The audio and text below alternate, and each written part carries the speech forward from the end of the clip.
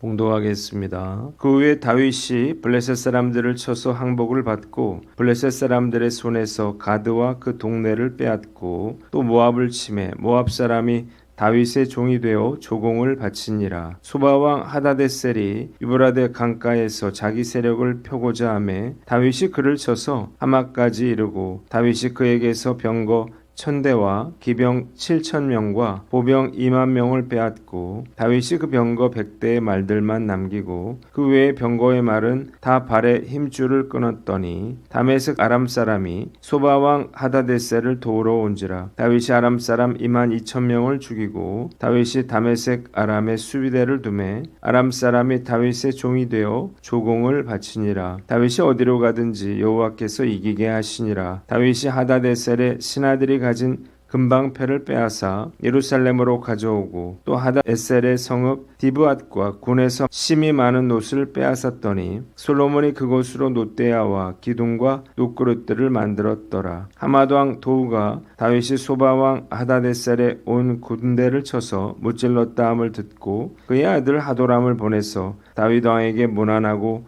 축복하게 하니 이는 하다데셀이 벌써 도우와 맞서 여러 번 전쟁이 있던 터에 다윗이 하다데셀을 쳐서 무찔렀음이라. 하도람이 금과 은과 놋의 여러 가지 그릇을 가져온지라. 다윗 왕이 그것도 여호와께 드리되 에돔과 모압과 암몬 자손과 블레셋 사람들과 아말렉 등 모든 이방 민족에게서 빼앗아온 은금과 함께하여 드리니라. 스루야의 아들 아비새가 소금 골짜기에서 에돔 사람 18,000명을 쳐 죽인지라. 다윗이 에돔의 수비대를 두매 에돔 사람이 다 다윗의 종이 되니라. 다윗이 어디로 가든지 여호와께서 이기게 하셨더라. 다윗이 온 이스라엘을 다스려 모든 백성에게 정의와 공의를 행할세. 스루야의 아들 요압은 군대 사령관이 되고 아일룻의 아들 여호사밧은 행정장관이 되고 아이두베의 아들 사독과 아비아들의 아들 아비멜렉은 제사장이 되고 사호사는 서기관이 되고 요야다의 아들 브나야는 그렛 사람과 블렛 사람을 다스리고 다윗의 아들들은 왕을 모시는 사람들의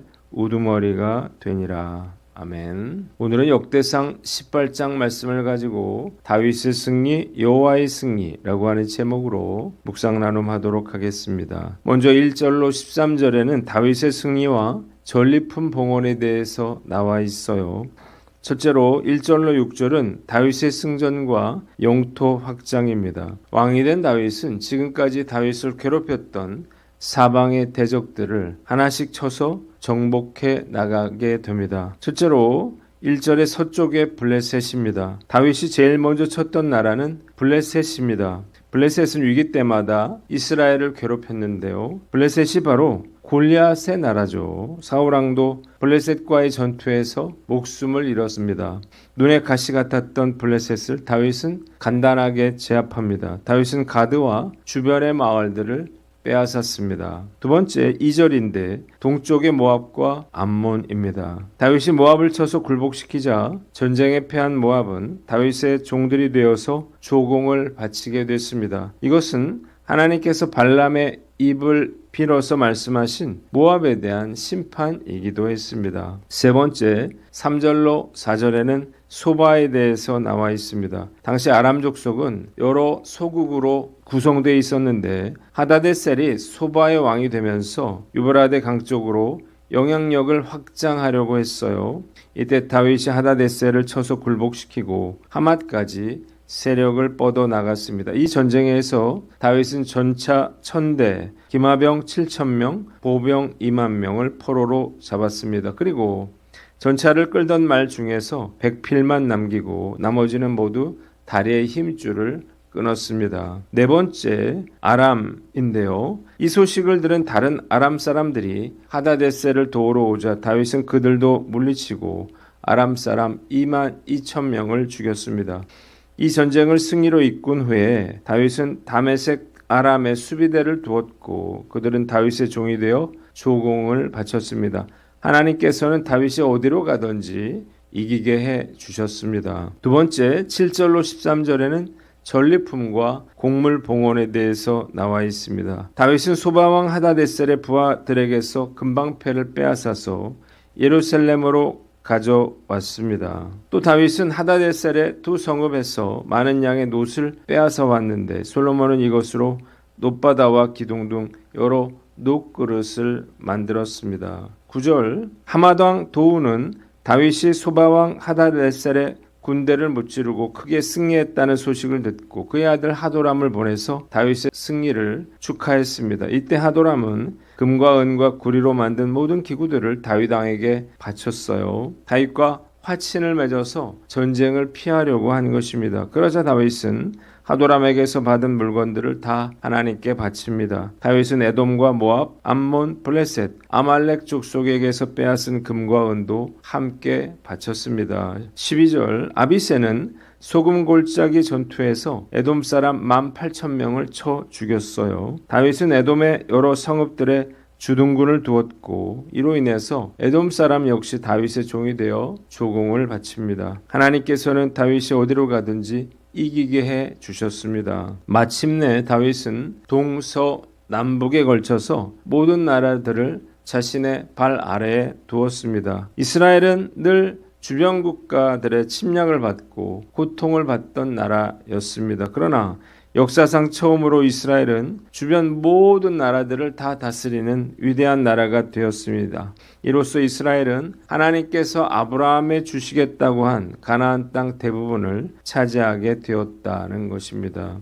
본문이 우리에게 주는 교훈이 있는데 첫째로 하나님과 동행하라는 것입니다. 이렇게 위대한 성공을 거두게 된 다윗의 승리의 비결이 무엇인가요?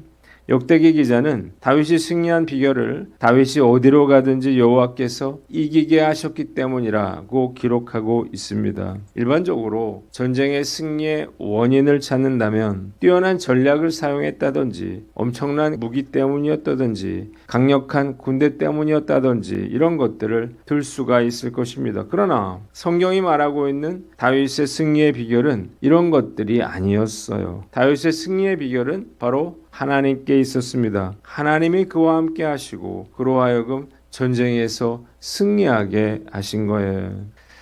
사람들이 이 사실을 잘 모릅니다. 그래서 자꾸만 인간적인 방법으로 성공을 이루려고 합니다. 제가 지금까지 인생을 살아오면서 느끼게 된 것은 어제의 승리의 비결이 오늘은 틀릴 수 있다는 것입니다. 이 세상에 절대적인 성공 비결은 존재하지 않습니다. 제가 그동안 많은 책들을 사서 읽었는데 안타까운 것은 위대한 성공을 거두었던 어떤 사람이 시간이 흐르자 실패자가 되는 경우가 많이 있더라는 거예요. 한때 베스트셀러에 올랐고 그래서 제가 그 책을 샀었는데요. 그런 책들을 버릴 때마다 한숨이 나오고는 합니다. 세상의 성공 비결은 그 시대의 상황과 여건에 따라서 달라질 수 있습니다. 어제는 옳았는데 오늘은 틀릴 수가 있는 것입니다. 그러나 변하지 않는 성공 비결이 있는데 그것은 바로 하나님께서 함께 하시고 하나님이 도우시는 것입니다. 다윗의 승리는 철저히 하나님께로부터 비롯된 것이었습니다. 그래서 그가 무엇을 하든 어디로 가든 승리할 수가 있었던 거예요. 전문가들이라고 하는 사람들의 말을 우리가 믿어서는 안 됩니다. 전문가들이 시키는 대로 하면 실패하기 쉽습니다.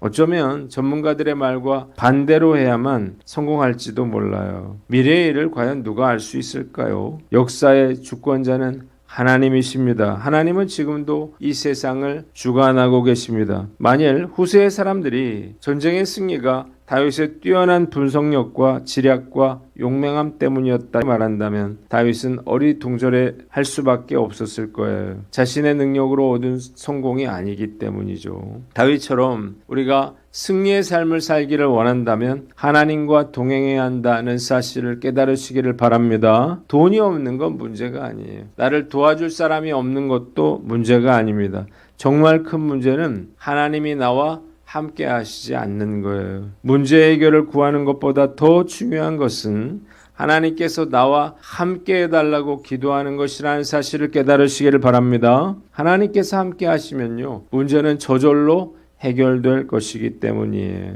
오늘 난 어떤가? 나 스스로를 돌아보고 오늘 하루도 하나님을 의식하면서 동행하면서 살아가는 저와 여러분들 되시기를 주님의 이름으로 축원합니다. 두 번째는 사명을 감당하라는 것입니다. 다윗은 이 전쟁으로 인해서 많은 전리품들을 얻게 됐습니다.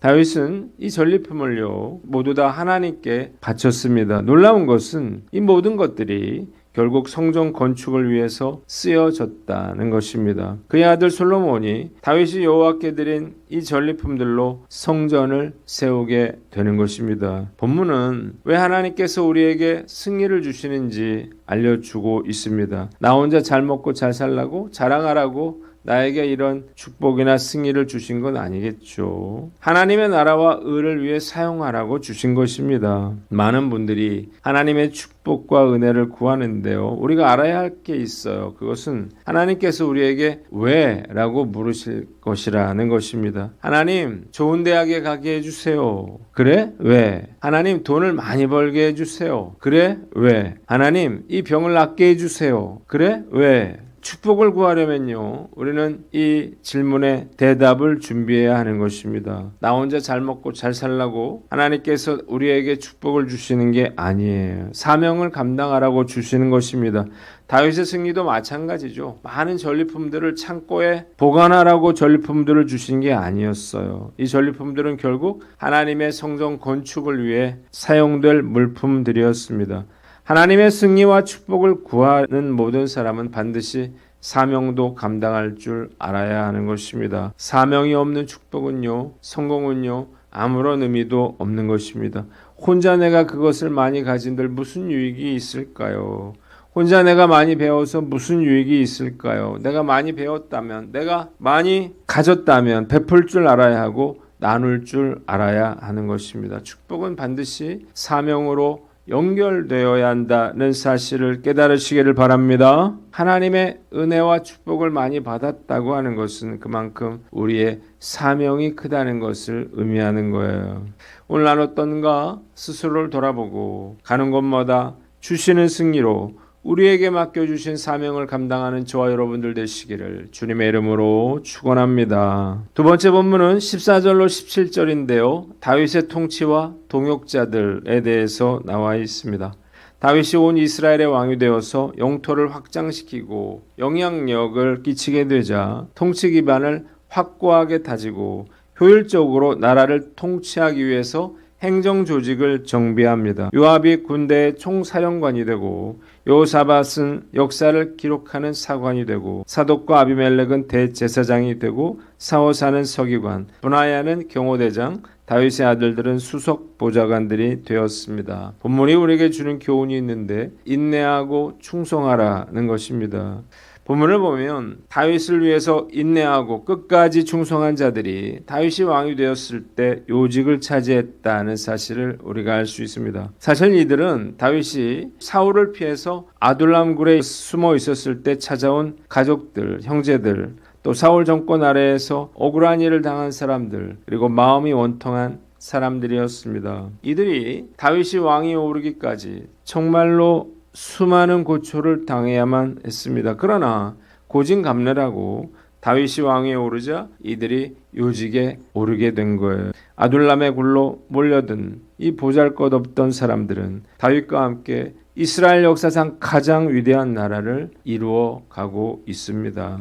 이들이 고난을 견디고 끝까지 인내할 수 있었던 이유는 무엇인가요? 그들의 믿음으로 이 영광의 날을 바라보았기 때문입니다. 결국 그들은 그들의 믿음대로 다윗과 함께 영광과 기쁨을 누리게 되었습니다. 우리도 마찬가지예요. 우리가 하나님의 나라를 확장시키는 일에 인내하고 충성하면요, 반드시 하나님의 나라에서 주님과 함께 다스리는 일에 쓰임받게 되리라 믿습니다. 고난 없는 영광은 없는 거예요. 영광을 얻기 위해서는요, 반드시 고난을 이기고 인내해야 하는 것입니다. 오늘 난 어떤가 스스로를 돌아보고 그리스도와 함께 고난받으며 끝까지 인내함으로 하늘의 놀라운 축복과 은혜를 누리는 저와 여러분들 되시기를 주님의 이름으로 축원합니다. 기도하겠습니다. 하나님 아버지, 우리가 하나님과 동행하며 사명을 감당하고 인내하며 충성케 하여 주시옵소서.